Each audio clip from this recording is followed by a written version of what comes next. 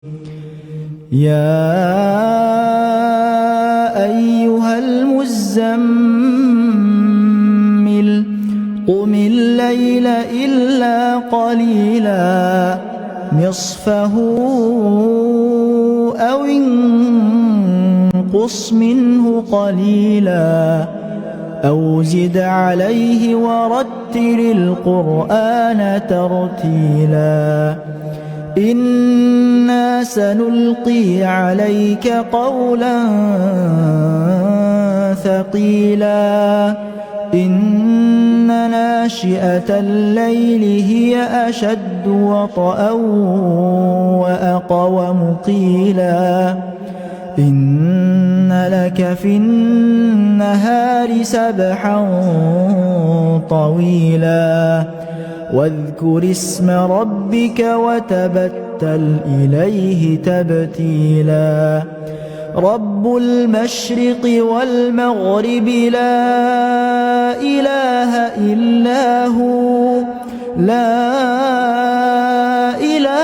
إلا هو فاتخذه وكيلا واصبر على ما يقولون واهجرهم هجرا جميلا وذرني والمكذبين أولي النعمة ومهلهم قليلا إن لدينا أنكالا وجحيما إن تنصروا الله ينصركم ويثبت أقدامكم. Mari ambil bagian dalam dakwah yang mulia ini dengan cara menjadi donatur tetap Surau TV.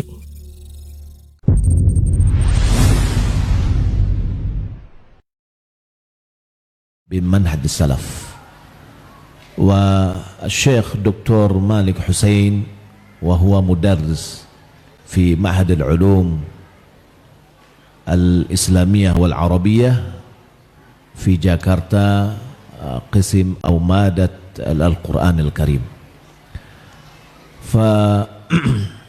فنشكر لفضيلته في مجيئه في هذه الفرصة القيمة حيث أن له جولة دعوية في بعض الأماكن في سمطرة الغربية فنحن إن شاء الله تعالى نستمع إلى كلامه ومحاضرته لكي نستفيد منه ونعمل في أيامنا.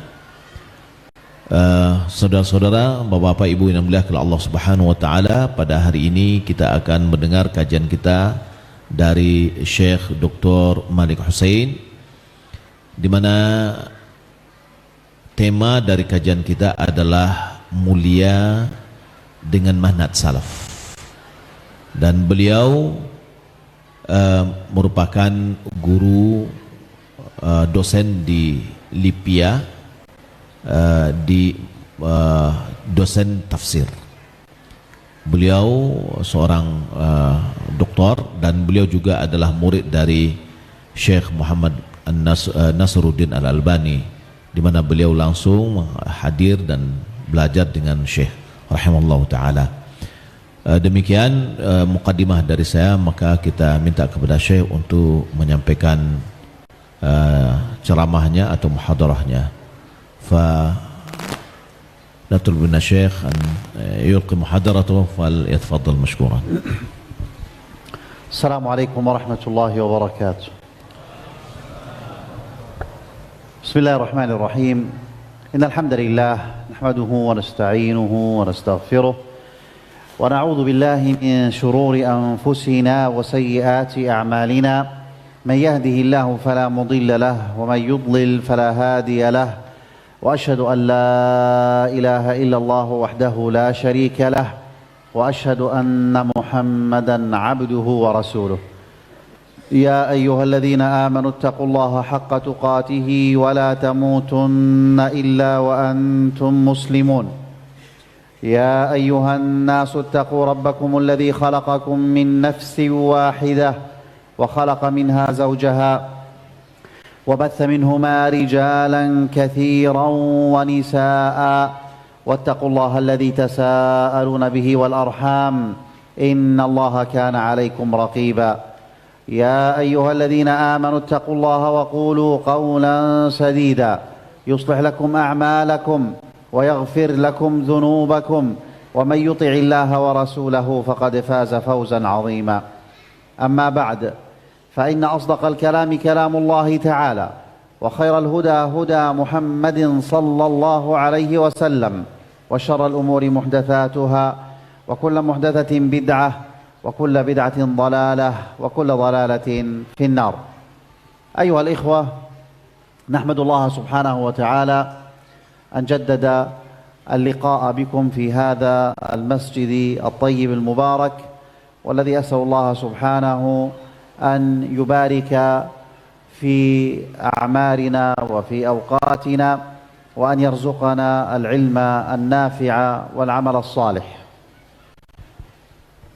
Setelah Syekh memberikan muqaddimah dengan khutbatul hajah, beliau mengatakan kita memuji Allah Subhanahu wa taala, di mana Allah Subhanahu wa taala kembali memberikan pertemuan kita untuk berulang kali di masjid yang penuh berkah ini. Kita mohon kepada Allah Subhanahu wa taala agar Allah Subhanahu wa taala memberikan kepada kita keberkahan di dalam waktu kita, di dalam umur kita, dalam amalan kita. أيها الإخوة، إن الانتساب إلى السلف انتساب شرعي، فالسلف في اللغة كل من تقدمك من الآباء والأجداد، ونحن ننتسب إلى السلف لأنهم الواسطة بيننا وبين النبي صلى الله عليه وسلم في تلقي الأحكام، وهم الذين اصطفاهم الله سبحانه وتعالى لصحبة نبيه ولنشر دينه. Sesungguhnya menisbatkan diri kepada salaf merupakan penisbatan yang syar'i, karena salaf secara bahasa artinya adalah yang terdahulu dari nenek moyang kita. Maka menggolongkan diri kita kepada para salaf berarti kita menggolongkan diri kita kepada orang-orang yang terdahulu yang menyambungkan diri kita dengan Rasulullah sallallahu alaihi wasallam, di mana melalui dari merekalah kita bisa mendapatkan agama kita ini dan kita mempelajari agama kita ini yang datang dari Rasulullah sallallahu alaihi wasallam. وقد زكى الله سبحانه وتعالى السلف وأمر باتباع طريقهم، وبين أن في اتباع طريقهم الهداية، وقد ورد ذلك في آيات كثيرة وكذلك في أحاديث كثيرة عن النبي صلى الله عليه وسلم. Allah Subhanahu wa taala telah menyebutkan tentang salaf dan memerintahkan kita untuk mengikuti jalan mereka. Dan Allah Subhanahu wa taala menyebutkan bahwasanya untuk dalam mengikuti manhaj mereka atau cara mereka itu terdapat petunjuk-petunjuk, dan terdapat hadis-hadis dan ayat-ayat dan hadis-hadis yang banyak yang menjelaskan hal itu. من ذلك ما جاء في أول سورة البقرة، قال تعالى: وإذا قيل لهم آمنوا كما آمن الناس، وإذا قيل للمنافقين آمنوا كما آمن الناس، والمراد بالناس في ذلك الوقت هم الصحابة رضي الله عنهم الذين آمنوا بالنبي صلى الله عليه وسلم واتبعوه. Di antara dalil-dalil tersebut adalah di awal dari surat Al-Baqarah, yaitu firman Allah Subhanahu wa taala, wa idza qila lahum aminu kama amanan nas, wa idza qila lahum, apabila dikatakan kepada mereka aminu, berimanlah, kama amanan nas, sebagaimana manusia telah beriman. Maksud dari manusia di dalam surat ini atau dalam ayat ini adalah para sahabat. ثم بعد ذلك نجد أن المناقشة لأهل الكتاب اليهود والنصارى أخذت أغلب سورة البقرة، فقال الله عز وجل في أثناء مناقشة اليهود والنصارى في دينهم وفي عقيدتهم وقالوا كونوا هودا أو نصارى تهتدوا قل بل ملة إبراهيم حنيفا وما كان من المشركين. ثم قال الله عز وجل فإن آمنوا بمثل ما آمنتم به، أي فإن آمن اليهود والنصارى بمثل ما آمنتم به أي أصحاب محمد صلى الله عليه وسلم فقد اهتدوا. وفي هذا بيان أن اتباع طريق الصحابة رضي الله عنهم فيه الهداية. Di antara juga adalah firman Allah Subhanahu wa taala menjelaskan tentang munaqasyah, yaitu perdebatan antara Yahudi dan Nasrani dengan dalam akidah mereka. Di antaranya adalah firman Allah Subhanahu wa taala di mana Allah Subhanahu wa taala menyuruh orang-orang Yahudi dan Nasrani untuk mengikuti kebenaran. Fa in amanu bimithli ma amantum bihi faqad ihtadaw. Fa in amanu bimithli ma amantum bihi faqad ihtadaw. yakni apabila mereka, yakni orang Yahudi dan Nasrani, beriman seperti iman kalian. Maksud dari iman kalian di sini adalah para sahabat. Faqad ihtadaw, ya, sungguh mereka telah mendapatkan petunjuk. Maka dalam ayat ini menjelaskan bahwa di dalam mengikuti para sahabat terdapat petunjuk. Wa fi akhir surah Al-Baqarah qala Allah Ta'ala amana ar-rasulu bima unzila ilayhi min rabbih wal mu'minun. Amana ar-rasulu Muhammad sallallahu alaihi wasallam bima unzila ilayhi min rabbih wal mu'minun. Man al-mu'minun? المقصودون هنا لا شك ولا ريب أنهم الصحابة رضي الله عنهم. ثم أكمل الآية بقوله كل آمن بالله وملائكته وكتبه ورسله لا نفرق بين أحد من رسله ونحن له لا نفرق بين أحد من رسله وقالوا سمعنا وأطعنا غفرانك ربنا وإليك المصير. فهذا كان منهج الصحابة رضي الله عنهم أنهم يقولون سمعنا ما جاءنا من ربنا وأطعنا اتبعناه ولا نخالفه.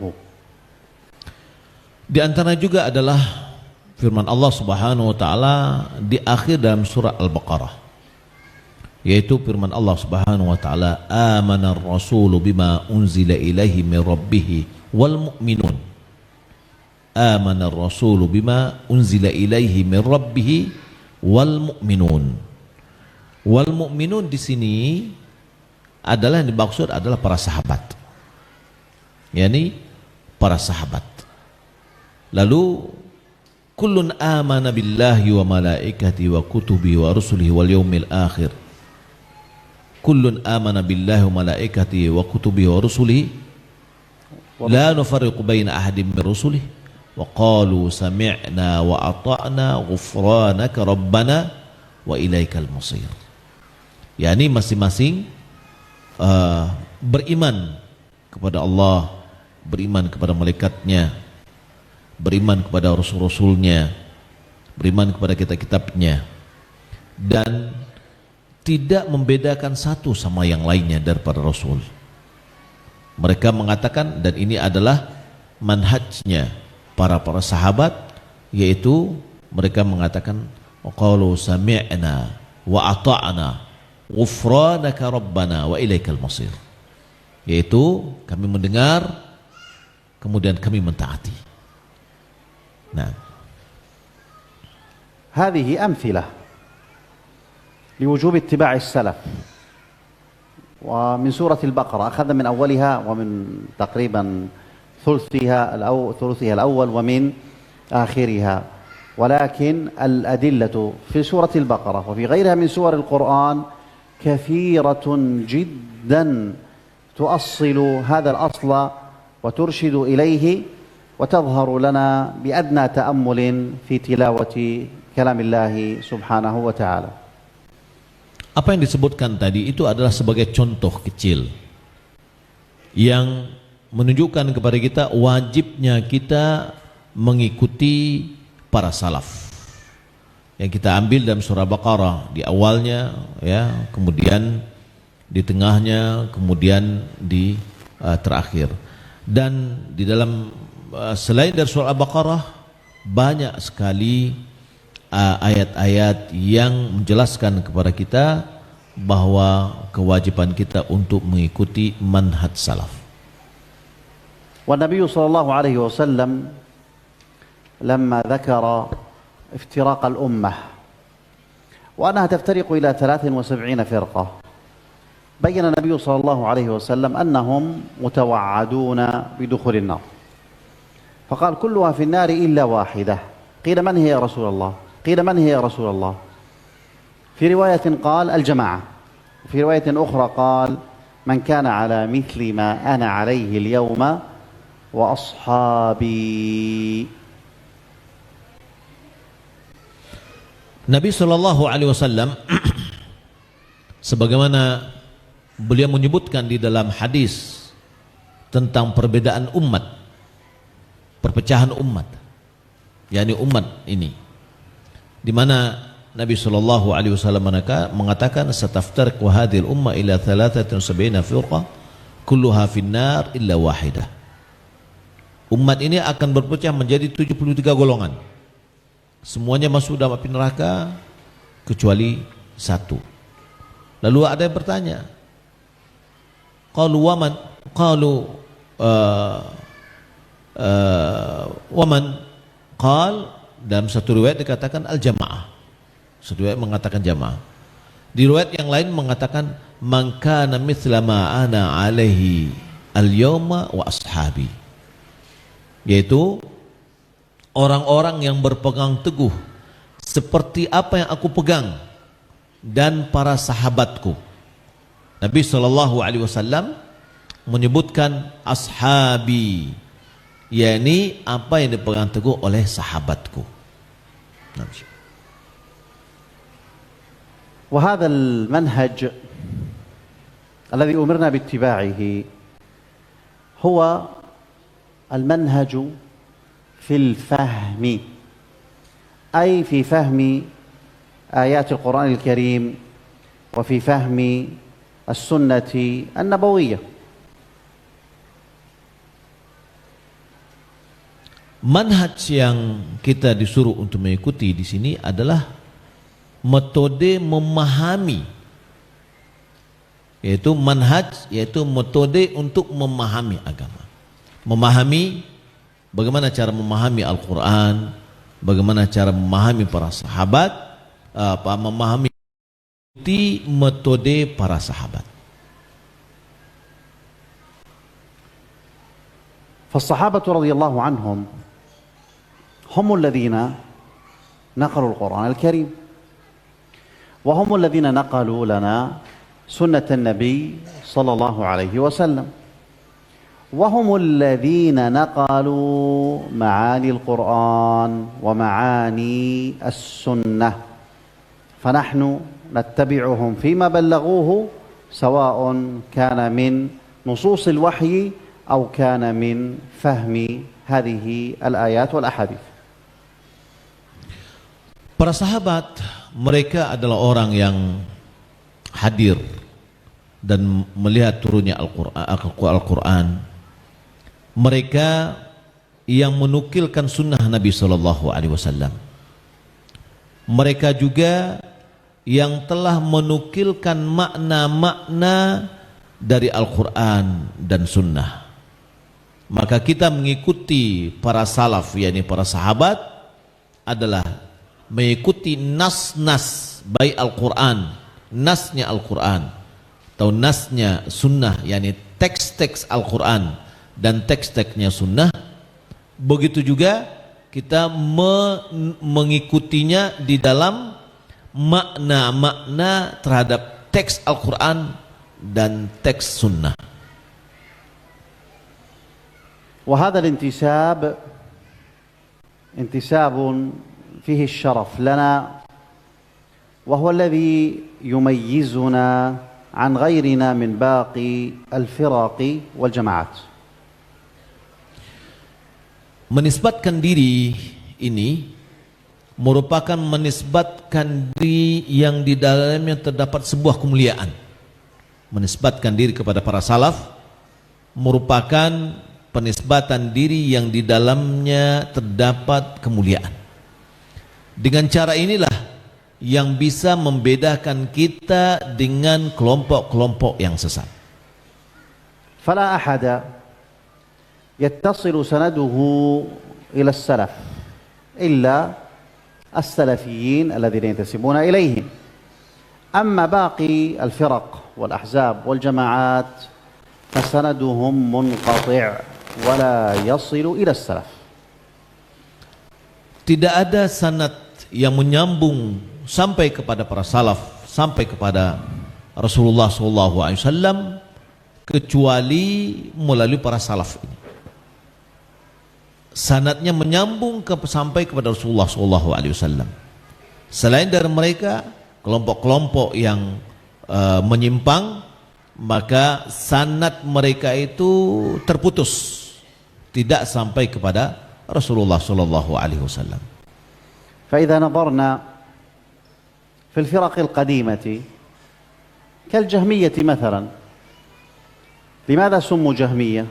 لأنهم ينتسبون إلى الجهم بن صفوان، وهذا الجهم بن صفوان له عقائد اخترعها من عنده فتبعه من تبعه عليها، وتوفي الجهم بن صفوان في القرن الأول. لكن قبل الجهم هل هناك أحد قال بقوله من السلف؟ الجواب لا. فإذن ينقطع سندهم عند من أسسهم وجاء ببدعة الجهمية. Sebagai contoh pemahaman Jahmiyah.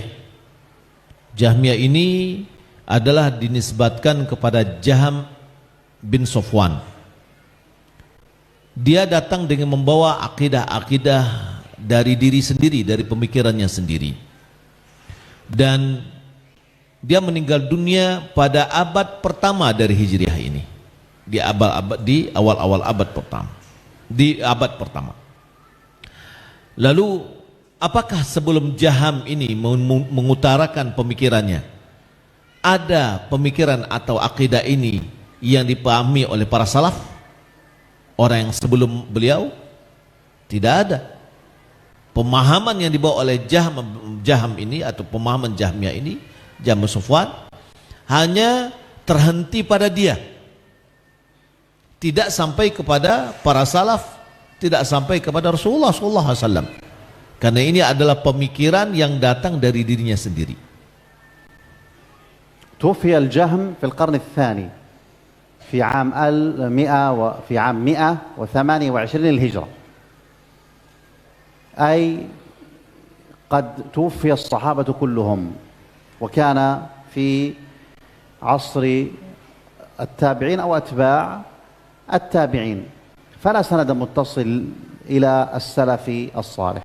وعلى هذا جميع الفرق التي نشأت في ذلك الزمان من معتزلة ومن مرجئة وقدرية وغيرهم من الفرق. Iya. Jahm bin Safwan itu meninggal dunia pada tahun 128, yakni berarti di abad kedua dari Hijriah. Di mana pada saat itu para sahabat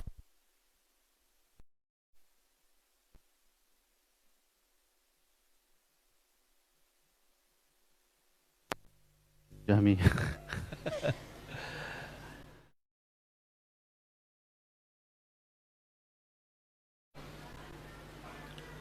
Taib. Jadi terputus sanad kata Syekh. Jadi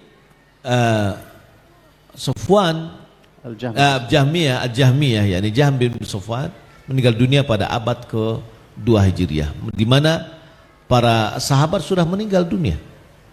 Berarti pada saat itu adalah zamannya tabi'il atba'. Ya, pada zaman tabi'il atba'. Begitu seluruhnya kelompok-kelompok yang menyimpang, mereka sanad mereka terputus, ya, tidak sampai kepada Rasulullah sallallahu alaihi wasallam. Wa min al-firaq ما زالت معاصرة فرقتان تقول عن نفسيهما أنهما هم أهل السنة والجماعة، وهما فرقة الأشعرية والماتوريدية. دعونا ننظر هل سندهما يتصل بالنبي صلى الله عليه وسلم أم لا. فأبو الحسن الأشعري رحمه الله توفي عام 324 للهجرة، يعني القرن الرابع. وأبو منصور الماتوريدي رحمه الله توفي عام 333. ثم يأتي الأشاعرة يقول نحن أهل السنة. طب أين سندكم إلى صاحب السنة النبي محمد صلى الله عليه وسلم؟ أنتم باعترافكم تقولون أن هذه العقائد جاء بها أبو الحسن الأشعري، هذا بالنسبة للأشاعرة. والماتريدية يقولون جاء بها أبو منصور الماتريدي. وعلمنا أن كليهما توفي في القرن الرابع الهجري 324 333. قبل ذلك هل كان الناس في ضلال؟ ما العقيدة التي يعني يسيرون عليها إلى أن جاء أبو الحسن الأشعري أو الماتريدي فجاءوا بعقيدة يجب على الناس أن يتبعوها؟ لكن في حقيقة أمرهم أنهم ليس لهم سند متصل إلى التابعين وإلى الصحابة وإلى النبي صلى الله عليه وسلم، فسندهم مقطوع يبدأ من القرن الرابع الهجري. وهذا أكبر دليل على أن هذا مذهب مبتدع ضال. Kemudian ada kelompok yang sebenarnya dia adalah kelompok yang sudah lama, namun sekarang diperbaharui, yaitu ada dua kelompok. Yang pertama adalah Asy'ariyah, yang kedua adalah Maturidiyah, yang mana mereka menisbatkan bahwasanya mereka itu adalah ahli sunnah wal jamaah. Mereka itu adalah ahli sunnah wal jamaah.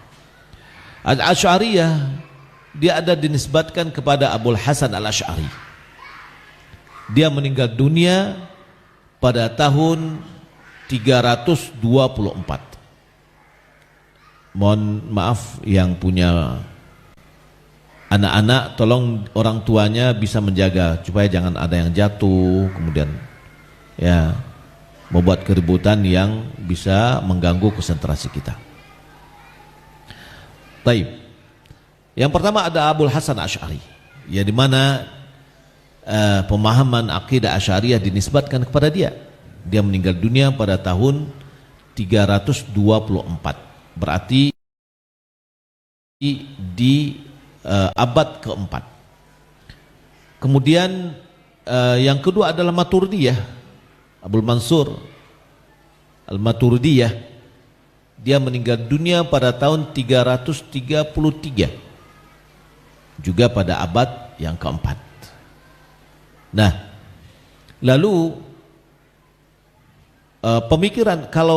pemikiran dikatakan bahwasanya kita harus mengikuti ahli sunnah wal jamaah, dan ahli sunnah wal jamaah itu adalah mereka lah yang ahli sunnah wal jamaah. Lalu sebelum mereka hadir di dunia ini, kaum muslimin akidahnya apa? Ya, akidahnya apa? Nah, maka oleh karena itu kalau kita lihat bahwa pemahaman Asy'ariyah, akidah Asy'ariyah dan akidah Maturidiyah adalah akidah dan pemahaman yang terputus dari para salaf. Tidak sampai kepada para salaf, tidak sampai kepada Nabi Shallallahu Alaihi Wasallam. Maka kelompok ini atau akidah ini, ya firqah ini adalah firqah yang sesat, yang menyimpang dari pemahaman yang benar. وحتى لا نطيل نأخذ أمثلة لفرق معاصرة وجماعات معاصرة. مثلا الإخوان المسلمون وغيرهم من الفرق يقولون بأنهم هم جماعة الحق، وأن اتباع منهجهم واجب، فنقول لهم منهجكم من وضعه؟ فقالوا وضعه الذي أسس هذه الجماعة وهو حسن البنا رحمه الله. فنقول لهم وقبل حسن البنا ألم يكن جماعة للمسلمين؟ ألم يكن المسلمون على حق؟ فنجد أن هذه الجماعة والتي توفي مؤسسها قبل قرابة 80 عاما ينتهي سندهم إليه. قبل ذلك هل يوجد شيء اسمه إخوان مسلمون؟ لا يوجد، ولذلك لا يتصل سندهم إلى النبي صلى الله عليه إلى الصحابة وإلى النبي صلى الله عليه وسلم، وهكذا باقي الفرق والجماعات المعاصرة. Kalau kita ambil contoh lagi di kelompok-kelompok yang kekinian, ya, seperti misalkan kelompok Ikhwanul Muslimin, di mana mereka mengatakan bahwasanya mereka lah di atas kebenaran, harus mengikuti manhaj mereka atau cara mereka, di mana pendirinya ada Hasan al-Banna. Hasan al-Banna meninggal dunia pada 80 tahun yang lalu. Meninggal dunia 80 tahun yang lalu. Lalu dipertanyakan, sebelum Hasan al-Banna, bukankah kaum muslimin sudah memiliki akidah yang benar? Ya, sudah memiliki akidah yang benar. Lalu pemikiran atau pemahaman Ikhwan Muslimin, dia adalah terputus sampai hanya kepada pendirinya.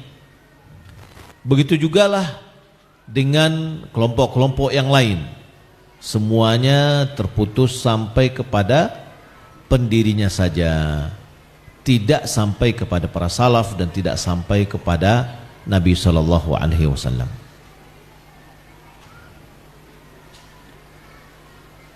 ما المقصود من هذا السرد ومن ذكر هذه الجماعات؟ المقصود من هذا أن نعرف الفرق بيننا وبينهم. فالجهمية يفهمون الكتاب والسنة بفهم الجهم بن صفوان. المعتزلة يفهمون الكتاب والسنة بفهم واصل بن عطاء. الأشعرية يفهمون الكتاب والسنة بفهم أبي الحسن الأشعري. الماتوريدية يفهمون الكتاب والسنة بفهم أبي منصور الماتوريدي. جماعة الإخوان المسلمون يفهمون القرآن والسنة بفهم حسن البنا. جماعة التبليغ يفهمون الكتاب والسنة بفهم من أسسهم وهو محمد إلياس الكندهلوي. إذن كل الناس وكل هذه الفرق تقول الكتاب والسنة، والسلفيون يقولون الكتاب والسنة، لكن ما الفرق؟ الفرق هو في الفهم، فنحن نفهم الكتاب والسنة كما فهمه السلف، وباقي الفرق والأحزاب فإنما تفهم الكتاب والسنة على فهم مؤسسيها. ولذلك من ترك فهم السلف فإنه يقع في الضلال. Apa maksud dari kita menyampaikan kelompok-kelompok yang tadi? kita sebutkan Jahmiyah dan yang lainnya. Maksud dari kita menyebutkannya itu adalah kita pengen mengetahui perbedaan antara kita dengan mereka. Jahmiyah di dalam memahami sunnah atau memahami agama, dia mengikuti pemahaman Jaham bin Safwan. Mu'tazilah, mereka memahami agama, memahami Al-Quran dan sunnah sesuai dengan pemahaman Was bin Atha. Al-Ash'ari atau Asy'ariyah, mereka memahami Al-Quran dan sunnah sesuai dengan pemahaman Abul Hasan Ash'ari. Al-Maturidiyah memahami Al-Quran dan sunnah sesuai dengan pemahaman Mansur Al-Maturidi. Ikhwan muslimin, dia memahami pemahaman Al-Quran dan sunnah sesuai dengan yang diletakkannya oleh pendirinya, yaitu Hasan al-Banna. Jama'atut Tabligh juga mereka memahami Al-Quran dan sunnah sesuai dengan pemahaman pendirinya, yaitu Muhammad bin Ilyas Al-Qandahrawi. Dan begitu seterusnya. Masing-masing kelompok mereka memahami Al-Quran dan sunnah sesuai dengan pendirinya. Adapun kita mengikuti Al-Quran dan sunnah sesuai dengan pemahaman para salaful ummah, yaitu para sahabat. Nah, ini adalah yang membedakan. Ya, pembedaannya pemahaman siapa? Masing-masing mengatakan dia mengikuti Al-Quran dan sunnah. Ya, para salaf, orang yang berpegang teguh dengan manhaj salaf, dia memahami Al-Quran dan sunnah sesuai dengan yang dipahami oleh para salaf. Adapun kelompok-kelompok, mereka memahami Al-Quran dan sunnah sesuai yang dipahami oleh para pendirinya. إذن فهمنا لمن ننتسب، وفهمنا الفرق بيننا وبين باقي الناس جماعات وأحزاب وفرق. الفرق بيننا وبينهم في فهم الكتاب والسنة. وهنا يأتي سؤال، ألا وهو ما معنى الانتساب إلى السلف؟ أهو مجرد نسبة أن تقول أنا سلفي، أم أنها نسبة مع العمل؟ Jadi kita sudah bisa memahami kenapa kita menisbatkan diri. Ya, kita telah memahami kepada siapa kita menisbatkan diri, dan kita sudah juga memahami apa perbedaan kita dengan mereka. Perbedaan kita dengan mereka adalah dalam memahami Al-Quran dan Sunnah. Kita memahami Al-Quran dan Sunnah sesuai dengan pemahaman para salaf, dan mereka memahami Al-Quran dan Sunnah sesuai dengan yang dipahami oleh para pendiri-pendiri kelompok mereka. Kemudian apa makna intisab? Apa makna dari menisbatkan diri kepada salaf itu? Intisab ila salaf. Apakah itu hanya sebatas kita menggolongkan diri kita, saya salafi, atau kita menggolongkan diri kita dengan mengikuti pemahaman mereka dan dengan amalan kita? أيها الإخوة، إن الانتساب إلى السلف الصالح معناه أن نفهم الدين كما فهموه، ومعناه أن نطبق ذلك الفهم في حياتنا. فكم من إنسان ينتسب إلى السلف ولكن أخلاقه ليست أخلاق السلف، ومعاملاته ليست معاملة السلف، لأنه ظن أن مجرد الانتساب للسلف كاف في أن يكون من أهل النجاة. Sesungguhnya menisbatkan diri kita kepada para salafus saleh Maknanya adalah kita memahami agama sebagaimana mereka memahaminya. Kita mentatbiq atau mempraktekkan agama ini sebagaimana mereka telah mempraktekkannya. Maka hendaklah kita betul-betul menjalankan agama kita ini sesuai dengan apa yang mereka telah lakukan. Baik dari sisi pertama adalah agama, pemahaman agama dan ibadah, ya, sesuai dengan mereka. Ya, entah berapa orang yang mengatakan dirinya adalah salaf, berdirinya adalah mengikuti manhaj salaf, tapi ibadah mereka tidak seperti ibadahnya para salaf. Akhlak mereka tidak seperti akhlaknya para salaf. Muamalah mereka juga tidak seperti muamalah para salaf. Jadi ketika kita memahami, menggolongkan diri kita kepada para salafus saleh, maka hendaklah ibadah kita, akhlak kita, muamalah kita seperti apa yang telah mereka pahami dan apa yang telah mereka laksanakan dan amalkan.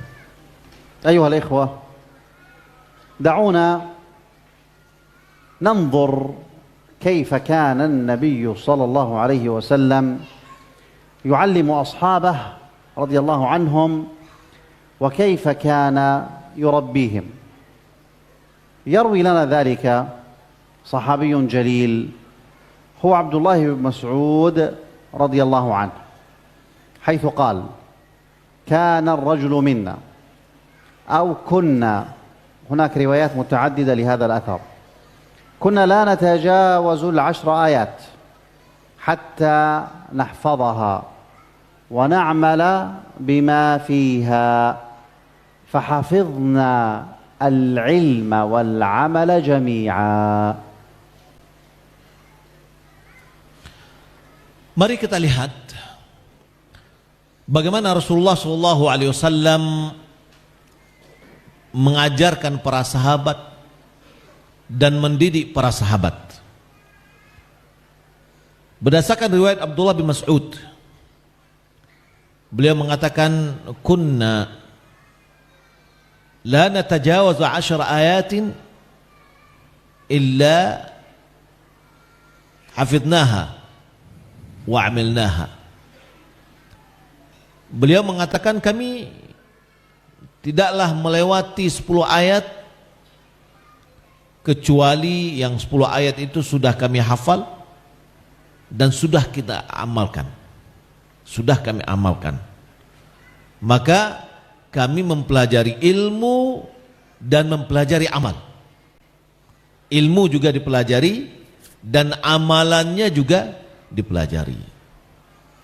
هذا الأثر العظيم اشتمل على كثير من العلم واشتمل على كثير من الفوائد، وقد كتبت في ذلك بحثا واستنبطت من هذا الأثر أكثر من 70 فائدة في العقيدة وفي طلب العلم وفي علوم القرآن وكذلك في التربية.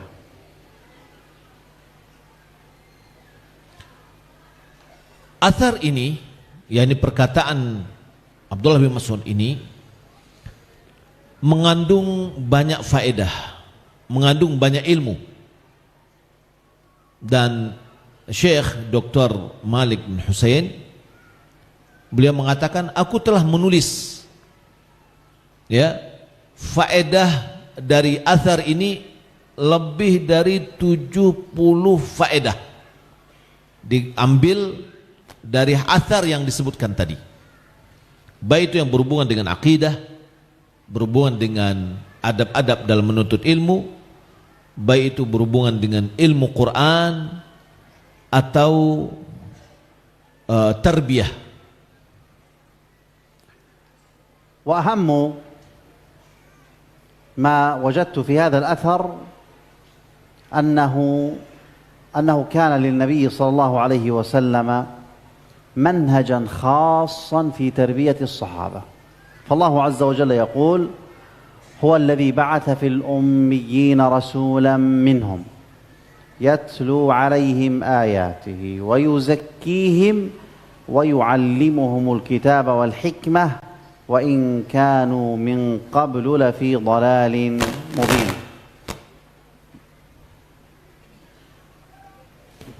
Iya. Yang terpenting bahwasanya kita mendapatkan bagaimana Nabi Shallallahu Alaihi Wasallam memiliki metode di dalam mengajarkan para sahabat. Beliau memiliki manhaj yang khusus di dalam mengajarkan para sahabat.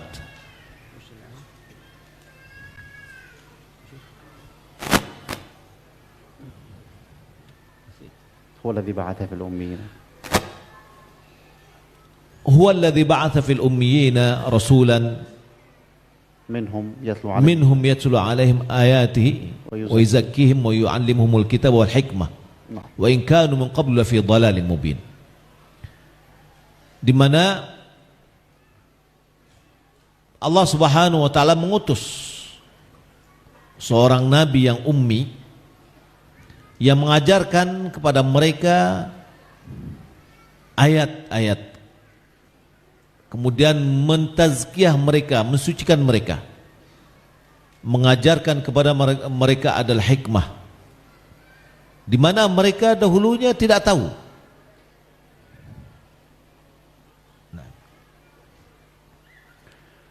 تريد الآية؟ ولا خلاص؟ إذن نعلم من هذا أن الواجب علينا في طلب العلم الشرعي في التعرف على الأحكام الشرعية في القرآن والسنة ليس هو مجرد العلم وليس هو مجرد المعرفة وإنما المراد من ذلك التطبيق والعمل. Maka kewajiban bagi kita dalam menuntut ilmu mengetahui ajaran-ajaran agama ini bukan hanya sebatas untuk ilmu, bukan hanya sebatas pengetahuan, akan tetapi yang menjadi tujuan utamanya adalah bagaimana cara kita untuk mempraktikkannya.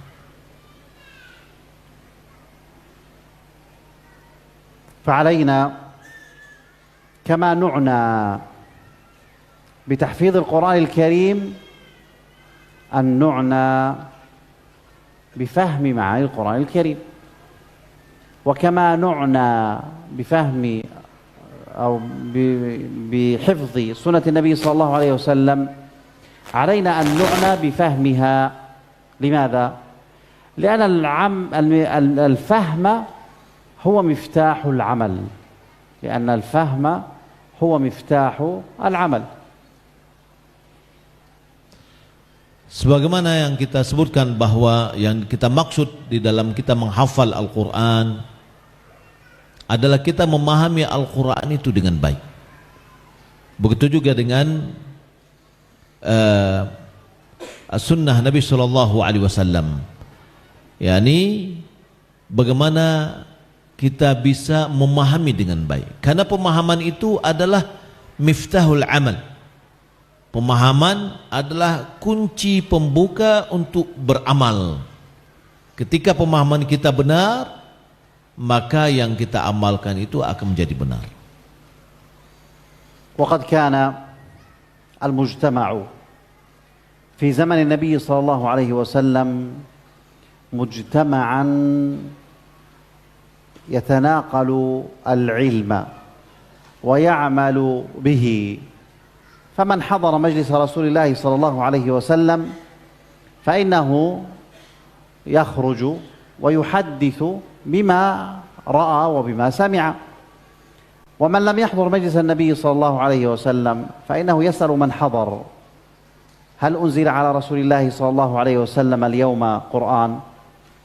هل أفتى النبي صلى الله عليه وسلم بشيء اليوم؟ ماذا حدث مع النبي صلى الله عليه وسلم؟ وإذا رجع الرجل إلى بيته يعلم زوجته وأولاده، وهكذا كان المجتمع كله مشغول بمعرفة الوحي وتطبيق الوحي والعمل به. Kalau kita lihat kondisi masyarakat pada zaman Nabi Shallallahu Alaihi Wasallam, mereka adalah masyarakat yang menukilkan ilmu, sibuk di dalam menukilkan ilmu dan mengamalkannya. Bagi orang yang menghadiri majlis Rasulullah Shallallahu Alaihi Wasallam, maka dia menyampaikan apa yang telah dia dengar dari Rasulullah SAW, baik itu wahyu ataupun perkataan beliau, lalu beliau amalkan dan beliau sampaikan. Bagi orang yang tidak hadir, maka dia bertanya kepada orang yang hadir, apa ayat yang sudah turun dari Al-Quran pada hari itu, dan apa hadis-hadis Nabi SAW yang disampaikan pada waktu itu. Kemudian setelah itu mereka amalkan. Begitu juga mereka mengajarkannya kepada masyarakat, kepada keluarga mereka. Yang seorang suami datang hadir, dia mengajarkan kepada istrinya. Yang intinya adalah masyarakat pada zaman Nabi SAW adalah masyarakat yang sibuk dengan ilmu dan pengetahuan serta ada ini dengan pengamalan. والأمثلة على ذلك كثيرة جدا وتظهر إذا قرأنا في سيرة النبي صلى الله عليه وسلم. Perumpamaan-perumpamaan atau contoh-contoh dalam hal ini sangat banyak sekali. Apalagi apabila kita sudah membaca sejarah kehidupan Rasulullah sallallahu alaihi wasallam. وأضرب لذلك مثلا قصة معاوية بن الحكم السلمي رضي الله عنه وأرضاه. هذا الصحابي الجليل كان عنده غنم، وهذا الغنم كان يرعى في خارج المدينة، يعني خارج البيوت. وكانت هناك جارية بنت صغيرة هي التي ترعى ذلك الغنم، فجاء ذئب فعدى على الغنم فأخذ شاة من الشياه ويعني أكلها. فلما جاء معاوية رضي الله عنه من الحكم السلمي وأخبرته الخبر غضب فضربها، ثم ندم على ما فعل، فمباشرة ذهب إلى النبي صلى الله عليه وسلم ليسأله ويستفتيه، فأمره النبي صلى الله عليه وسلم أن يأتي بتلك الجارية. فلما جاءت تلك الجارية قال لها النبي صلى الله عليه وسلم: أين الله؟ قالت: في السماء. قال: من أنا؟ قالت: أنت رسول الله. فقال النبي صلى الله عليه وسلم: أعتقها فإنها مؤمنة. الشاهد من هذه القصة أن هذه الجارية وهي بنت صغيرة وشغلها رعي الغنم وليست بين البيوت، خارج البيوت، ومع ذلك لما سألها النبي صلى الله عليه وسلم: أين الله؟ قالت: في السماء. من الذي علم هذه الجارية هذا الأمر؟ هل عرفته لوحدها أم أن المجتمع الإسلامي في ذلك الوقت كان كله يتحدث بما يتعلم من القرآن الكريم، فهو نزل بلغتهم فهم يفهمونها، وكذلك يتعلمون من النبي صلى الله عليه وسلم فهو حي بين ظهرانيهم. فلأن المجتمع كله كان مشغولا بالعلم والتعلم والعمل، نجد أن العلم يصل حتى لمثل تلك الجارية. Sebagai contoh yang terjadi pada zaman Rasulullah SAW, yaitu seorang sahabat namanya Muawiyah bin Hakam As-Sulami, di mana dia memiliki ternak kambing yang diperternakan, yaitu di padang pasir. Lalu dia memiliki seorang budak perempuan, anak kecil, jariyah, yang mengebalai kambing ini. Lalu pada suatu hari datanglah serigala menerkam seekor kambing. Lalu jariyah ini yang mengembala ini datang kepada Muawiyah bin Hakam As-Sulami menceritakan kejadian tersebut. Maka Muawiyah memarahi pengembala tadi, yang mana dia adalah jariyah, anak kecil, anak perempuan yang kecil. Lalu setelah dia memarahinya, dia menyesal atas sikapnya di dalam memarahi itu. Akhirnya dia mendatangi Rasulullah SAW dan menceritakan kepada Rasulullah kejadian-kejadian tersebut. Lalu Nabi SAW menanyakan mana budak tersebut.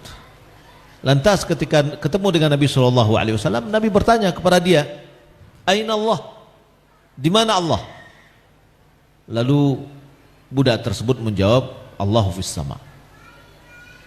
Allah di langit. Kemudian Nabi SAW bertanya lagi, "Man ana?" Siapa aku? Lalu budak itu menjawab, "Anta Rasulullah." Lalu Nabi SAW mengatakan, "Atiqha fa innaha mu'minah." Ya, merdekakan dia, sesungguhnya dia adalah seorang budak perempuan yang beriman. Yang menjadi bukti di dalam hadis yang disebutkan tadi atau cerita tadi adalah seorang budak kecil jariyah yang berada di tempat pengembalaan kambing di luar dari rumah. Ya, ketika ditanya dia bisa menjawab. Lalu pertanyaannya, siapa yang mengajarkan budak ini? Apakah dia pergi belajar sendirian lalu dia mendapatkan ilmu tersebut, atau itu adalah disebabkan oleh fenomena di mana pada saat itu masyarakat pada saat tersebut adalah masyarakat yang penuh perhatian terhadap ilmu dan amal, dan kondisi itu merata semuanya, sehingga dalam kondisi tersebut mereka saling belajar, saling mengetahui, saling mengamalkan, sehingga ilmu ini sampai kepada jariyah yang mana dia berada di tempat yang jauh dari lingkungan. Maka ini menunjukkan kepada kita bahwa bagaimana para salaf dahulunya mereka memberikan perhatian yang dalam terhadap ilmu dan amal. ذكرت هذا المثال لأن هذه مسألة من المسائل الكبرى التي يخالف فيها أهل الكلام من أشاعرة وماتريدية ومتصوفة وغيرهم، مع أنها مسألة ظاهرة. وكما يقول الإمام ابن القيم رحمه الله تعالى: إن الأدلة على إثبات علو الله سبحانه وتعالى على خلقه أكثر من 1000 دليل، دليل نقلي من الكتاب والسنة، ودليل العقل، ودليل الفطرة.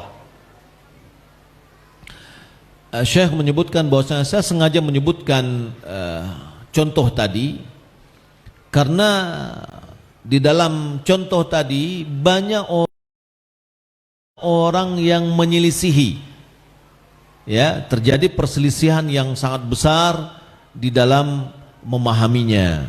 Seperti Asy'ariyah misalkan, mereka yang ada di antara mereka yang tidak mengakui adanya Allah Subhanahu wa taala di langit. Nah, Ibnu Qayyim rahimahullah taala dia menyebutkan bahwasanya terdapat dalil, ya, lebih dari 1000 dalil atas tingginya Allah Subhanahu wa taala atas makhluknya. Baik dalilnya adalah dalil nas maupun dalil hissi, dalil fitri dan yang lainnya. أيها الإخوة، علينا الجد والاجتهاد والحرص في طلب العلم الشرعي، فكلما ازددنا علما كلما ازددنا معرفة بالله سبحانه وتعالى ومعرفة بأحكامه الشرعية، وعلينا أن نحرص وأن يكون العمل هو هدفنا من العلم، فكما قال الشاعر: هتف العلم بالعمل فإن أجابه وإلا ارتحل. إن من بركة العمل أنه يثبت العلم، العلم يدلك على العمل، فإذا عملت بالعلم فإن العلم يثبت، بل إن العلم ينمو ويزيد، وإذا لم تعمل فإن العلم يقل شيئا فشيئا حتى ينسى. Maka oleh karena itu kita perlu bersungguh-sungguh dan meningkatkan perhatian kita di dalam menuntut ilmu. Semakin bertambah ilmu kita, semakin bertambah pengetahuan kita terhadap agama, maka hendaklah semakin meningkat juga amalan kita.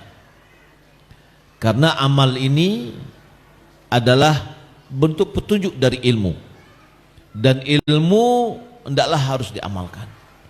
Ilmu apabila diamalkan, maka dia akan kekal, dia akan tetap ingat.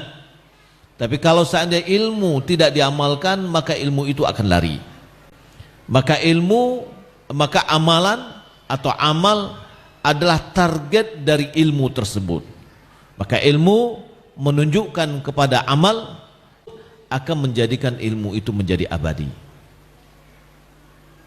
Nasallallahu subhanahu wa ta'ala an yuwaffiqana wa iyyakum likulli khair wa an yubassirana bimanhaji as-salaf wa an yaj'alana minal 'amilina bima na'lam wa an yazidana 'ilman.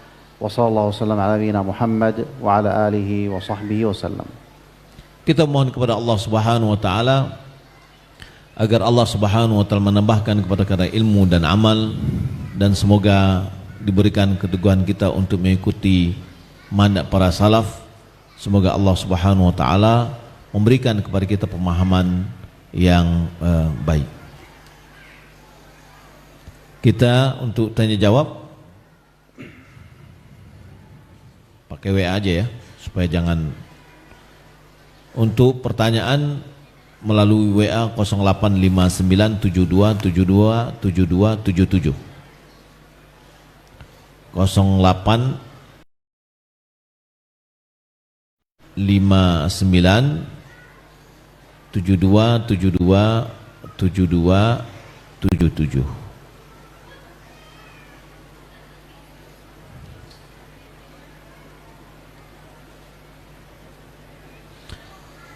هنا سؤال يا شيخ بارك الله فيكم. إذا أردنا أن نلتمس لم يكن على منهج السلف. نعم، يعني كما قلنا لا ينتسب للسلف إلا من كان على منهج السلف، ومنهج السلف له أصوله وعناوينه، فمن ذلك أولا أن يلتزم بفهم الكتاب والسنة بفهم السلف الصالح. ثانيا أن يكون ظاهرا، فمثلا من أصول المنهج المعاصرة يعني القديمة والمعاصرة ولكنها ظاهرة الآن ما يتعلق في العقيدة بمسائل الأسماء والصفات وغيرها من مسائل الإيمان وغيرها من مسائل الاعتقاد. وكذلك ما يتعلق بالجماعة ولزوم الجماعة والسمع والطاعة لولاة الأمر وعدم مفارقة الجماعة، فهذه أصول ظاهرة، ولا أظن أن منتسبا للسلف يعني يخالف في ذلك.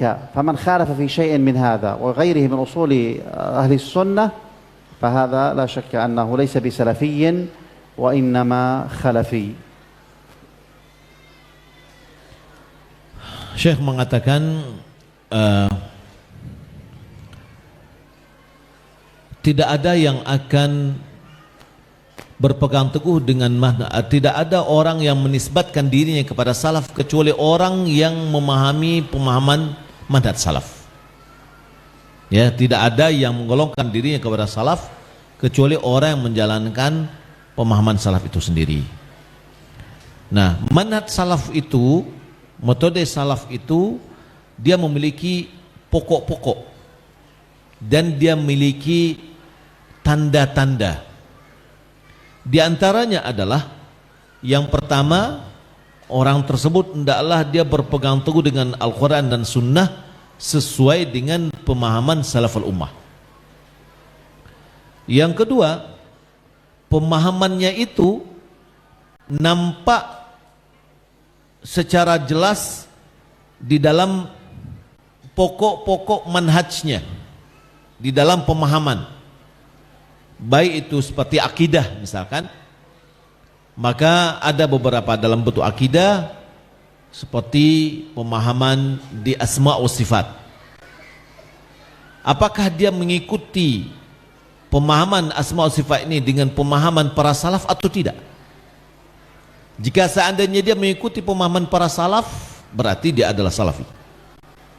Ya.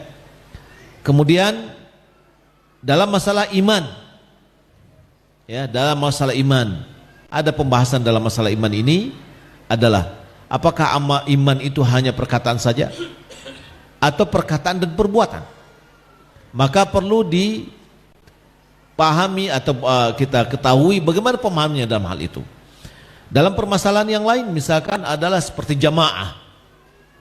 Ya, jamaah maksud itu apakah dia adalah orang yang mau tunduk dan patuh kepada seorang pemimpin atau kepada pemimpin muslim, atau dia adalah orang yang membangkang. Ya, maka dalam hal ini akan terlihat fenomena-fenomena tersebut, ya, yang mana sejalan enggak dengan manhaj salaf. Kalau seandainya ya sejalan, maka dialah adalah salafi. Maka oleh karena itu saya mengatakan, aku tidak mengira ada orang yang menggolongkan dirinya kepada manhaj salaf, akan tetapi dia menyelisihi dari pemahaman salaf itu sendiri. Kalau seandainya dia mengatakan dia adalah salafi, tetapi dia menyelisihi dari pemahaman salaf tadi, maka dia adalah dari khalaf, ya, dia orang yang menyelisihinya. Wallahu ta'ala alam.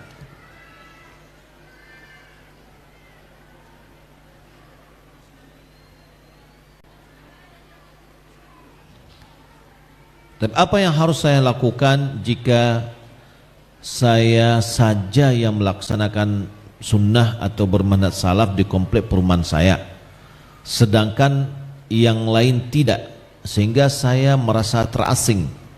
Apakah saya harus pindah rumah, Ustaz?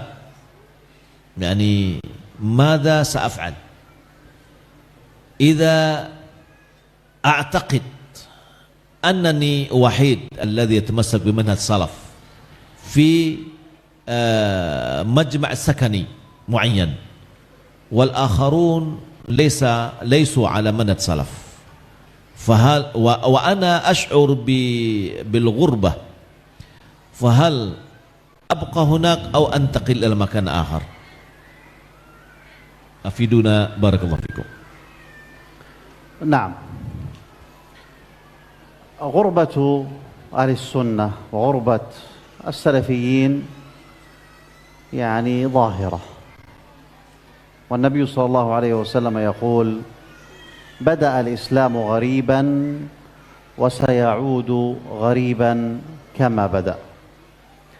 فلا شك أن من استطاع أن يسكن في مكان ويكون حوله إخوانه ويعني يتقوى بهم ويشد بعضهم بعضا، فإذا نسي وجد من يذكره، وإذا أخطأ وجد من يصوبه، فلا شك أن هذا أولى، وخاصة إذا كان يعيش في مكان لا يأمن على نفسه فيه فتنة الشبهات. فإذا كان في مكان ويتعرض لفتنة الشبهات فعليه أن يغادر إلى مكان يستطيع أن يعبد الله سبحانه وتعالى عبادة صحيحة بقلب مطمئن وصدر منشرح. والله أعلم. Keterasingan ahli sunnah atau keterasingan orang yang mengikuti salaf itu jelas. Dalam hadis Nabi SAW mengatakan Islam itu berawal dari keterasingan dan akan kembali akan terasa asing. Maka beruntunglah orang yang merasa asing itu. Tidak diragukan bahwasanya ketika seseorang berada di tengah-tengah ikhwannya, tengah-tengah saudara-saudaranya yang satu manhaj, yang bisa mengingatkan dia ketika dia lupa, yang bisa untuk memperkuat kedudukannya, yang bisa mengulangi pelajarannya, maka tentu ini adalah yang akan membantunya untuk tetap beristiqamah di atasnya. Namun kalau seandainya dia berada di satu daerah atau tempat di mana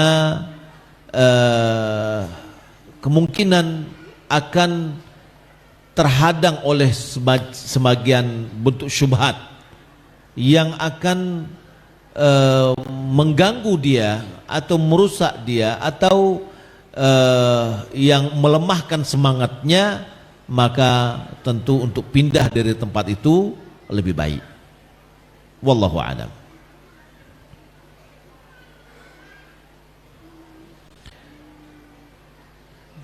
Kaifa nastaqimu ala manhaj as-salaf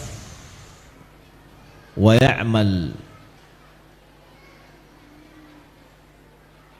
wa walidina wa ya'mal عندهم بدع الظاهر. ده طيب أو ووالديه يعني يعمل بدعة. طيب مثل وش هذا يعني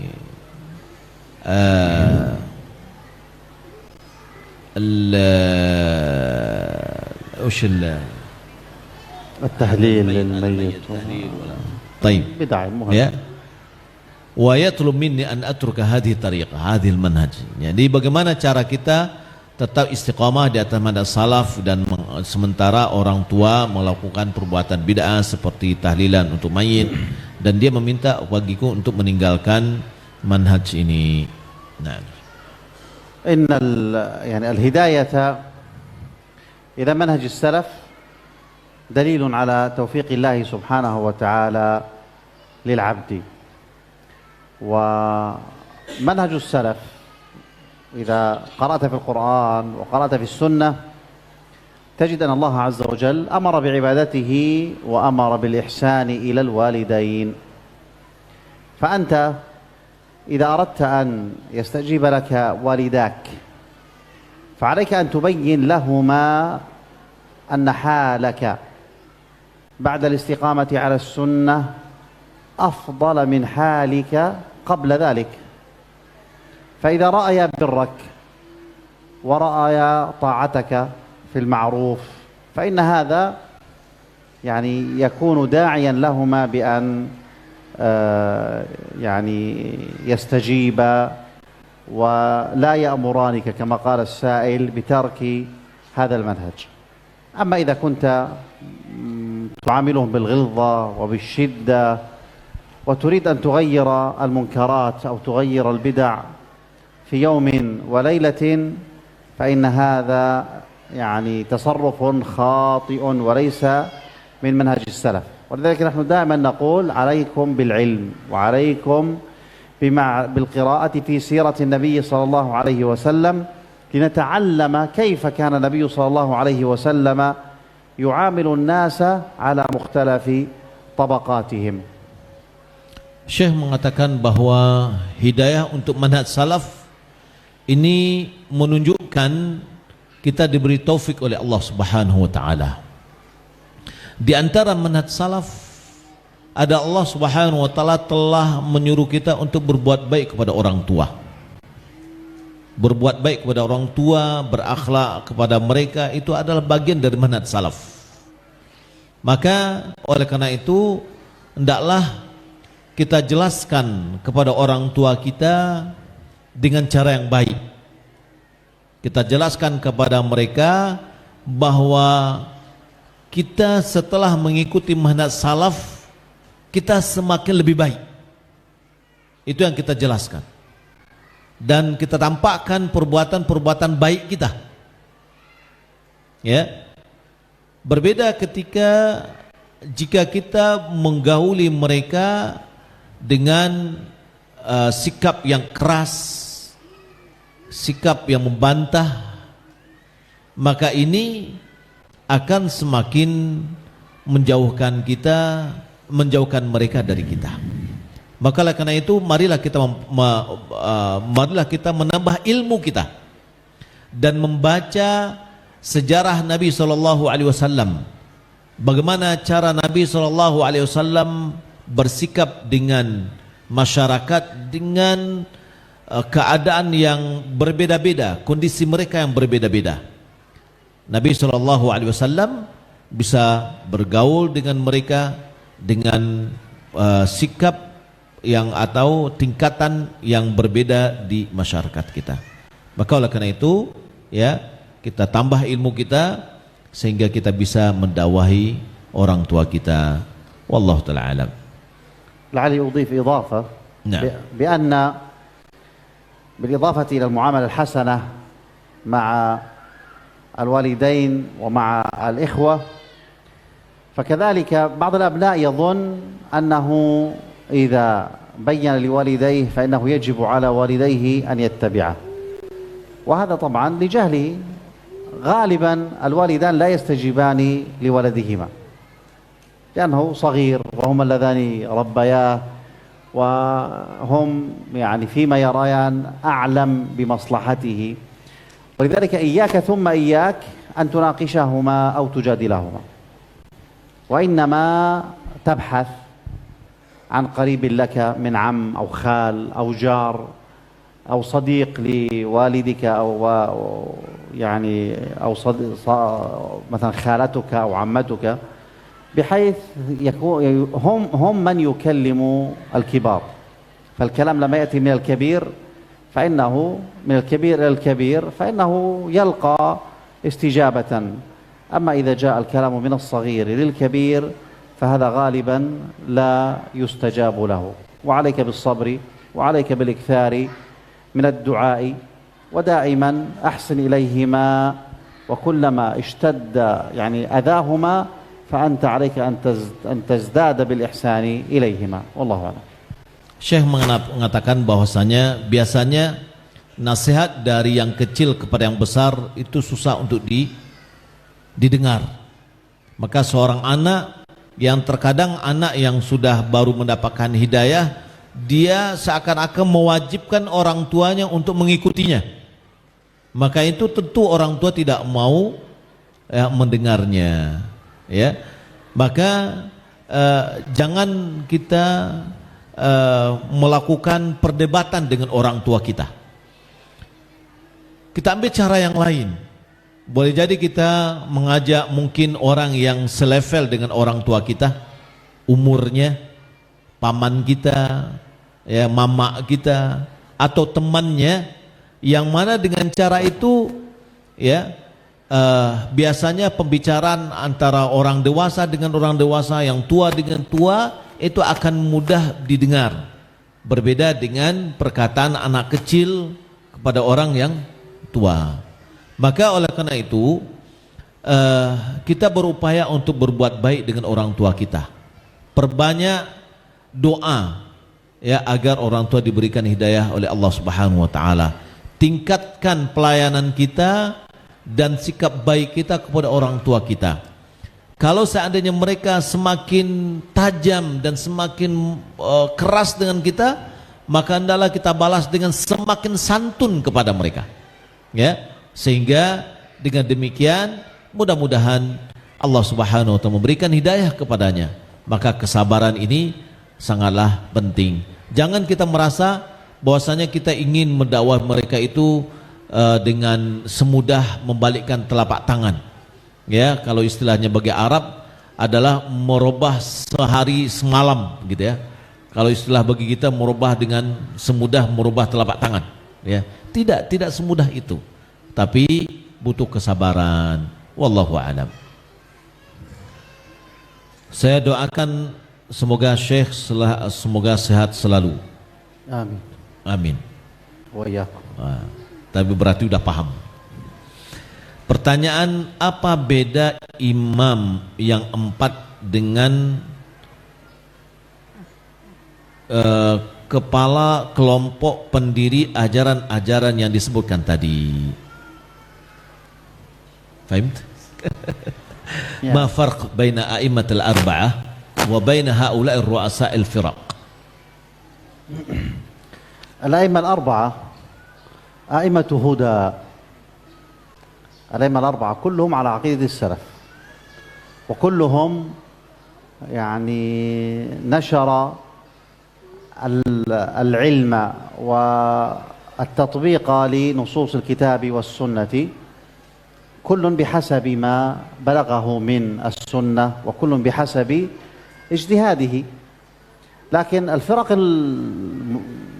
المعاصرين لا القديم، أما الجهمية نعم الفرق القديمة كالجهمية وغيرهم فلم يكونوا على مذهب السلف وجاءوا بما يخالف مذهب السلف. ولذلك تجد الإمام أبو حنيفة والإمام مالك والإمام الشافعي والإمام أحمد كلهم رد على تلك الفرق التي ظهرت في زمانهم، وخاصة الخلاف كان في مسائل الاعتقاد، فلم يسكتوا عنهم بل بينوا ضلالهم، بل بينوا كفر بعضهم، كما كفر الإمام الشافعي رجل اسمه بشر المريسي، كان يناظره ثم لما أقام عليه حجة كفره. Syekh mengatakan imam yang 4 itu adalah imam-imam huda yang membawa petunjuk, yang mereka berada di atas manhaj salaf,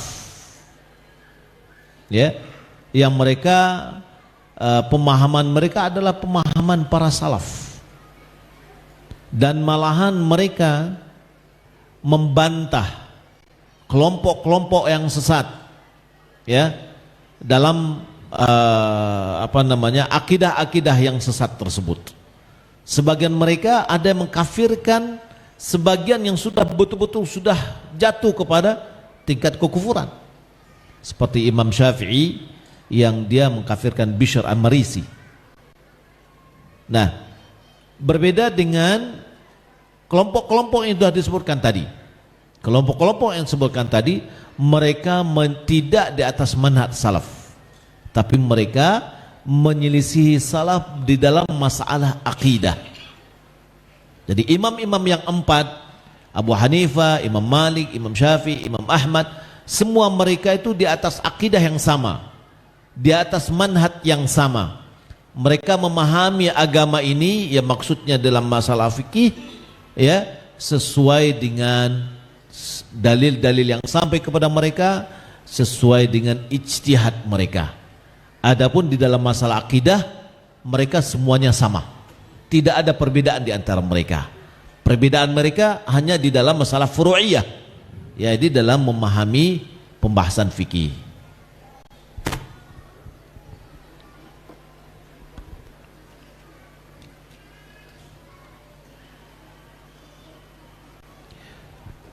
Pertanyaan, pelaku riba dosanya lebih besar daripada berzina.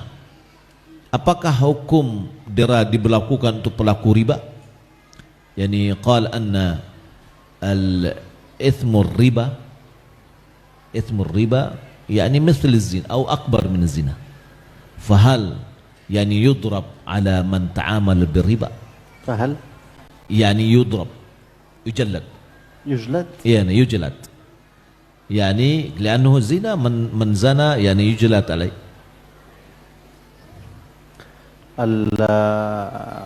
يعني الحدود والتعزيرات منها ما ورد يعني تحديدها في الكتاب والسنة، ومنها ما ترك تحديده لولي الأمر أو للقضاة. فالزنا يعني ورد فيه الحد، أما الربا فلم يرد فيه الحد. وهل هناك قياس في العبادات؟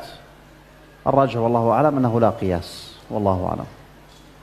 Syekh mengatakan bahwasanya dalam hukuman dan had, yakni ketetapan hukumannya dari Allah Subhanahu wa taala itu harus sesuai dengan syar'i. Ya, telah ditetapkan. Di dalam berzina sudah ada hukumannya yang jelas. Ya, di dalam riba tidak ada ditetapkan ada hukum dera. Nah, saya mengatakan apakah dan hukuman yang tidak ditetapkan oleh syariat itu dikembalikan kepada hakim untuk meletakkan sebuah ketetapan hukum yang menjadikan sebuah jeraan kepada pelakunya. Nah, namun saya mengatakan apakah di dalam masalah hukuman itu ada hukuman dan had itu ada qiyas? Syekh mengatakan, saya memandang bahwasanya rajih itu tidak ada qiyas. Bagaimana datangnya seperti itulah yang dilakukan di dalam had, dalam hukuman had ya, dan ta'zir. Wallahu ta'ala alam.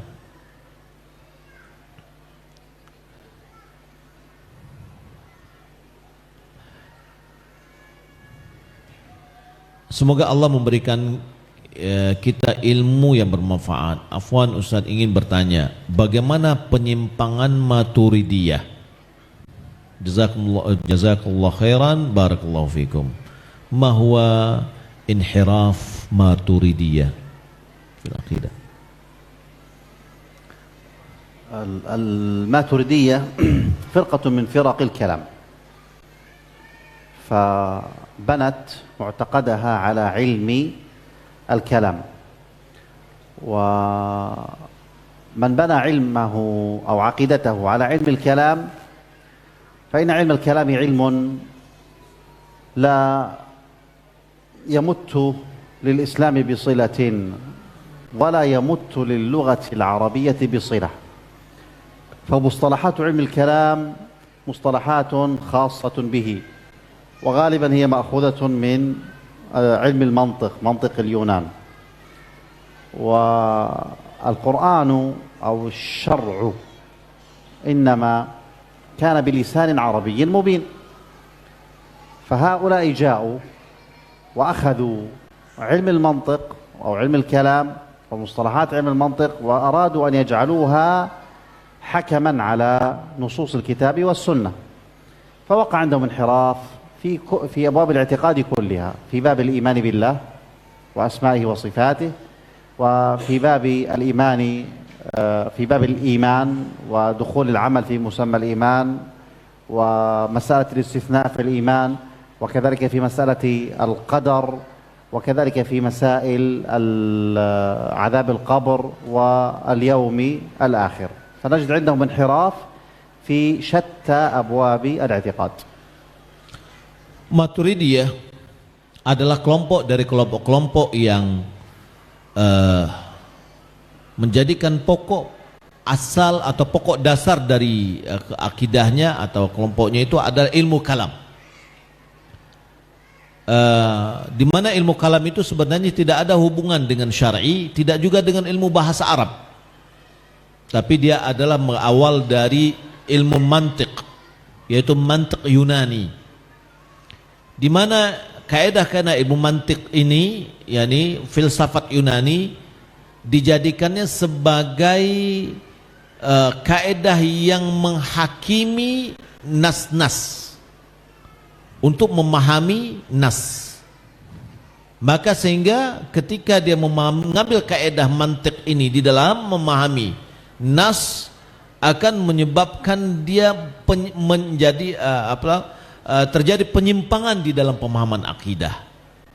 Ya, maka terjadilah pemahaman penyimpangan dan kekeliruan mereka dalam masalah akidah, di antara dalam masalah iman, kemudian di dalam masalah asma wa sifat, di dalam penyimpangan apakah masuknya amal dari iman atau tidak masuk dalam iman, kemudian istitsna bil iman, pengecualian dalam iman, masuk juga penyimpang mereka tentang takdir, penyimpang mereka dalam masalah takdir, penyimpang mereka di dalam masalah azab kubur, dan penyimpangan mereka dalam masalah yaumul akhir, dan banyak penyimpangan-penyimpangan yang terjadi bagi mereka, di mana ya mereka tidak kembali kepada bagaimana Rasulullah SAW dan para sahabat memahami akidah itu dengan yang benar. Nah,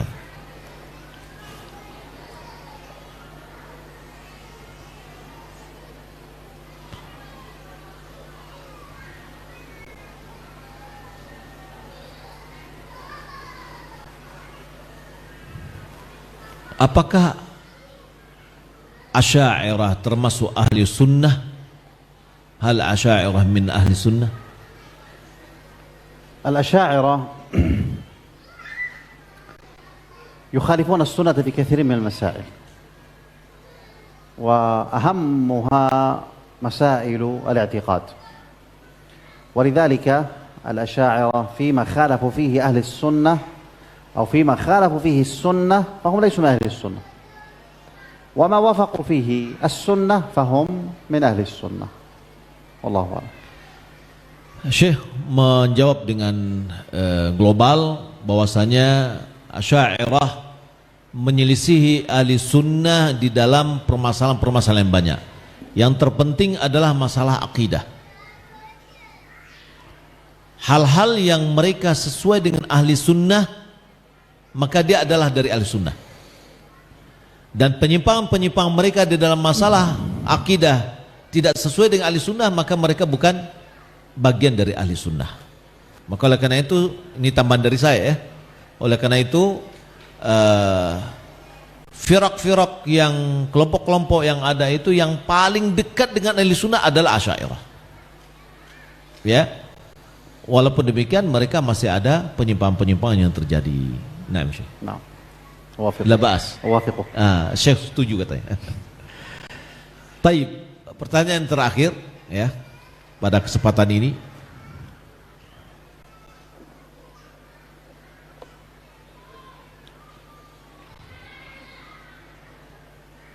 Bolehkah menjual tanah kepada orang Kristen, orang kafir? Hal yajuzu lana an nabi'al ard ala an-nasara?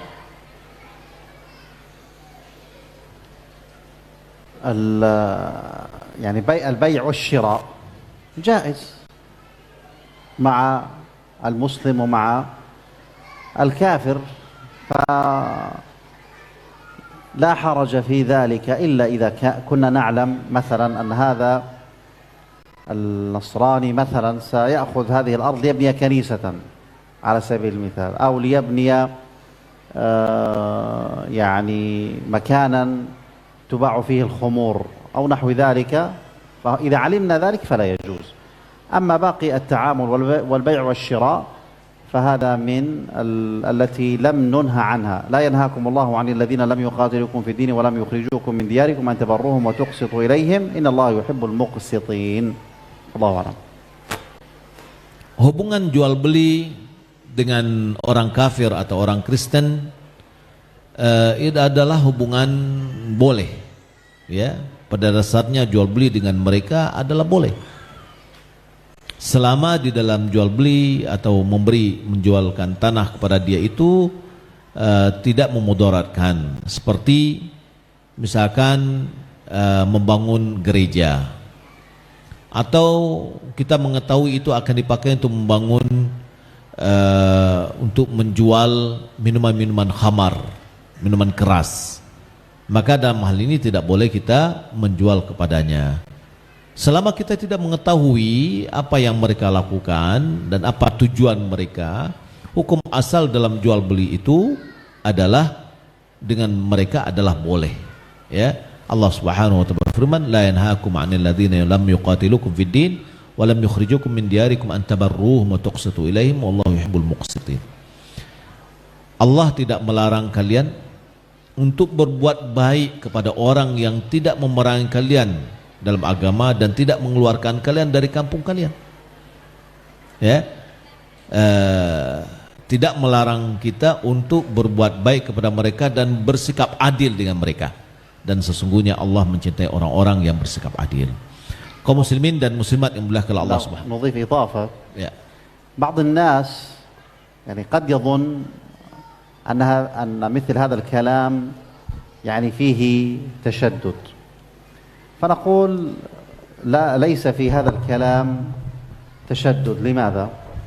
لأنهم هم كذلك حتى يتعاملون معه بنفس الطريقة. عندنا في الأردن رجل اشترى قطعة أرض وبنى عليها مسجدا، وهذه المنطقة يوجد حولها مسلمون وحولها نصارى، وسمى المسجد مسجد سيدنا المسيح عيسى ابن مريم عليه السلام. يعني حتى تسمية الاسم سماها باسم يعني كما يقال مشترك بيننا وبين النصارى.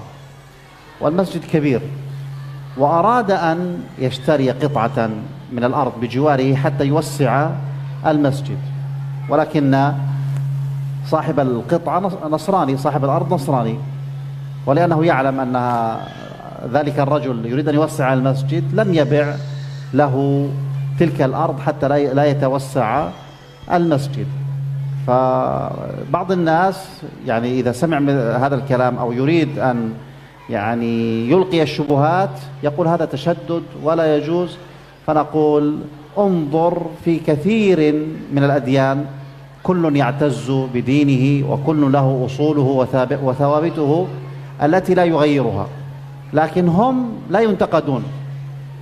أما إذا كان شيئا من ذلك عند المسلمين فإنهم ينتقدون، ولكن نحن نعتز بإسلامنا ونعتز كما قلنا ونعتز بنسبتنا إلى سلفنا، وهذه فتاوى شرعية مأخوذة من كتاب الله ومن سنة رسول الله صلى الله عليه وسلم، وتراعى فيها المصالح والمفاسد والمقاصد العظيمة للإسلام. والله أعلم. Syekh mengatakan kalau ada orang mendengar jawaban tadi di mana kita kecualikan jika seandainya ada tujuannya dia membangun gereja dan yang lainnya, jangan dijual kepada dia. Sebagian orang ada mendengar ini adalah jawaban yang radikal, ya, yang keras. Sementara kita harus beragama, moderasi beragama, ya. Tapi sebenarnya kalau kita balikkan, mereka juga bersikap dengan kita seperti itu. Kisah kata beliau, kata Syekh, di negeri beliau, di negeri di Urdun itu ada juga orang Muslim, ada Nasrani juga, ya. Lalu ada seorang Muslim membeli tanah dari orang Nasrani, lalu dibangunlah masjid besar di situ. Karena di lokasi itu ada orang Muslim yang banyak, kemudian ada juga Nasrani, lalu dibikinlah nama masjidnya Masjid Al-Masih Isa ibn Maryam, ya, sahih, masjid Nabi, ya nak. Lalu yang membangun masjid ini pengen meluaskan masjid. Di samping masjid itu ada tanahnya orang Nasrani, ya, mau pengen membeli tanah ini, orang Nasrani nggak mau. Kenapa nggak mau dia jual? Karena dia tidak mau masjid ini dikembangkan, lebih diluaskan. Artinya apa? Sebagaimana dalam mereka juga bersikap seperti itu dengan kita. Nah, maka kita melakukan juga mereka seperti itu. Apabila ada tujuan mereka dalam hal ini adalah untuk yang tidak baik, maka kita tidak mau. Ini bukanlah sikap yang keras, ya, akan tapi itu adalah satu hal yang merupakan perbuatan yang syar'i, di mana fatwa syariah adalah didirikan di atas masalih dan mafasid. Kita tinjau kemaslahatannya dan kerusakannya yang mungkin akan terjadi. Maka hendaklah kita ini jangan terlalu misalkan terhadap mereka kita toleransi, terhadap kita mereka tidak toleransi, ya. Nah, ini hendaklah kita bangga dengan agama kita, merasa mulia berpegang teguh dengan agama kita, ya, dan juga berbangga dan merasa mulia dengan berpegang teguh dengan manhaj salaf. Wallahu a'lam. Ya, Pak, silakan. Baik, terima kasih. Assalamualaikum warahmatullahi wabarakatuh. Syekh dan Ustaz, saya bahasa Indonesia aja. Semoga selalu dalam rahmat Allah. Amin ya rabbal alamin. Tadi dikatakan kalau firqah yang lain itu terputus sampai pendirinya. Nah, bagaimana kita menjawab terhadap tuduhan mereka yang mengatakan orang Salafi juga terputus sampai Muhammad bin Abdul Wahab katanya. Bagaimana kita menjelaskan supaya posisi ini jelas, karena orang-orang Salafi kan dianggap kita mengikuti apa yang dibawa, yang dijelaskan oleh Muhammad bin Abdul Wahab yang disebut dengan Salafi ini. Dia juga Asy'ariyah, ikut Muhammad bin Asy'ari. Nah, bagaimana kita menjawab secara lebih detail? Terima kasih Ustaz. Jazakallahu khair. Ya, kaifa nujib ala asy-syubhah bi annana qulna anna kull man tasaba ila al-firaq yani maqtu' fahmu ila muassisihi. وكذلك قال كذلك السلفية يرجع إلى محمد عبد الوهاب، فهذا يعني موقوف أو مقطوع عند محمد عبد الوهاب ولا يصل إلى النبي صلى الله عليه وسلم. جزاكم الله. طبعا هذه الشبهة ضعيفة جدا. الآن في المحاضرة ساعة كاملة هل ذكرنا محمد بن عبد الوهاب؟ هل ذكرنا ابن تيمية؟ لا. هل ذكرنا ابن باز؟ هل ذكرنا ألباني؟ ما ذكرنا هؤلاء أبدا، وإنما نذكر السلف الصالح. حتى الأئمة الأربعة ما ذكرناهم. الأصل النسبة إلى الصحابة، إلى ما كان عليه الصحابة وإلى فهم الصحابة. ثم الأئمة الأربعة هم من أئمة السلف لأنهم كانوا يتبعون الصحابة. نأتي إلى من بعدهم من العلماء حتى نصل إلى ابن تيمية. ابن تيمية لماذا تميز؟ لأنه انتسب إلى السلف وأحيا مذهب السلف. ولذلك ماذا يقول ابن تيمية رحمه الله؟ ولا عيب على من أظهر مذهب السلف وانتسب إليه واعتزى إليه، بل يقبل ذلك منه لأن مذهب السلف لا يكون إلا حقا. ثم بعد ابن تيمية جاء علماء إلى أن جاء محمد بن عبد الوهاب. بماذا جاء محمد بن عبد الوهاب؟ جاء بأن دعا إلى التمسك بما كان عليه السلف. نأتي العلماء المعاصرين نجد أنهم كالألباني وابن باز والعثيمين رحم الله الجميع وحفظ الله الأحياء، كلهم يدعون إلى التمسك بالسلف. إذن هذه سلسلة، وهذه سلسلة نفتخر بها لأنها سلسلة ذهبية من أولها إلى منتهاها متصلة بالعلماء، كل يأخذ العلم عمن قبله. والله أعلم. Syekh mengatakan bahwa argumentasi yang disampaikan tadi itu adalah argumentasi yang sangat lemah sekali. Kenapa lemah? Kata beliau, kita menyampaikan kajian kita satu jam, tidak pernah kita menyebutkan nama Muhammad Abdul Wahab, tidak kita sebutkan nama Ibnu Taimiyah. Ya, tadi yang 1 jam tadi nggak ada pernah kita sebutkan. Semuanya kita kembalikan kepada para salaf, para sahabat. Ya, nah lalu para a'immah arba'ah, imam-imam yang 4 itu, mereka adalah imam-imam di dalam manhaj salaf yang menyebarkan pemahaman salaf. ya, di mana mereka mengambil ilmu mereka dari para salaf. Jadi mereka adalah ulama-ulama yang menyebarkan pemahaman salaf, bukan pemahaman dia, tetapi pemahaman para salaf.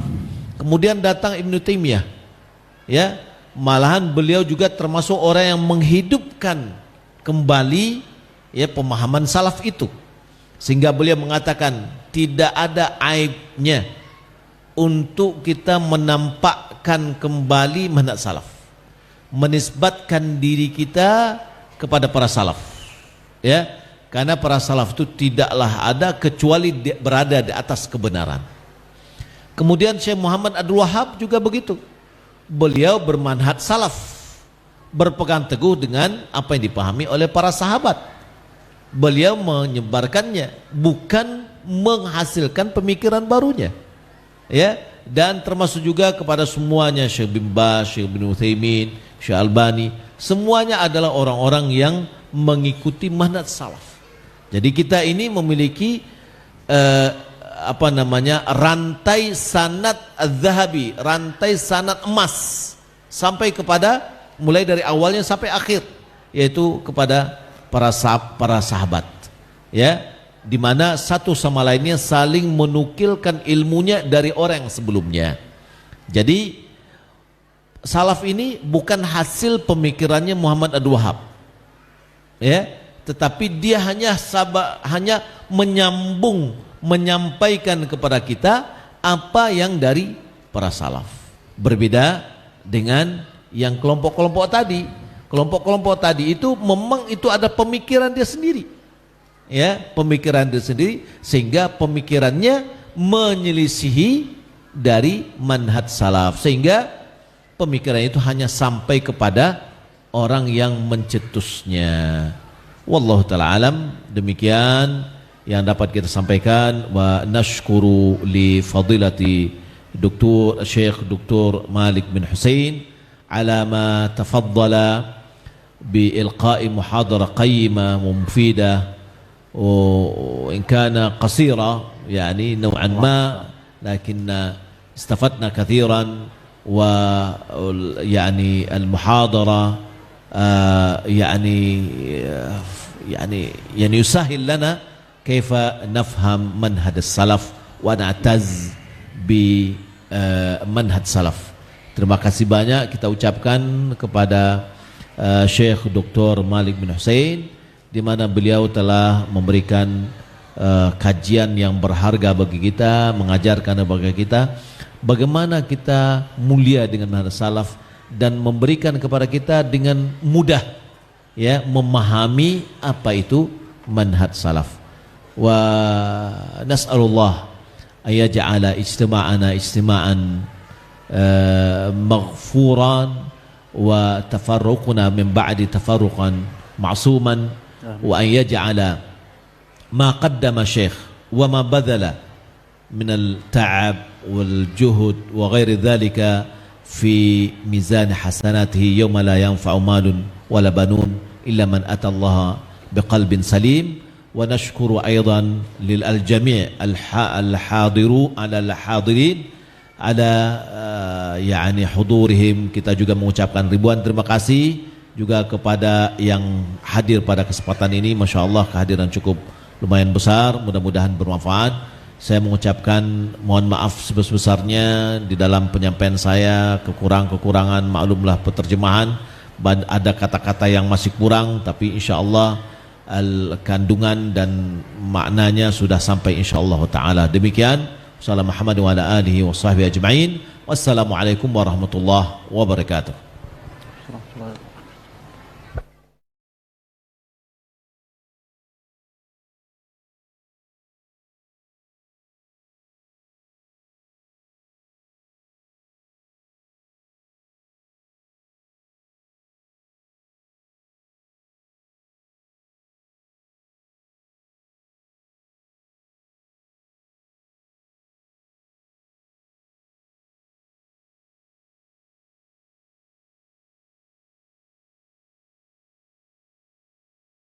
Mari ambil bagian dalam dakwah yang mulia ini dengan cara scan QR kode QRIS berikut ini.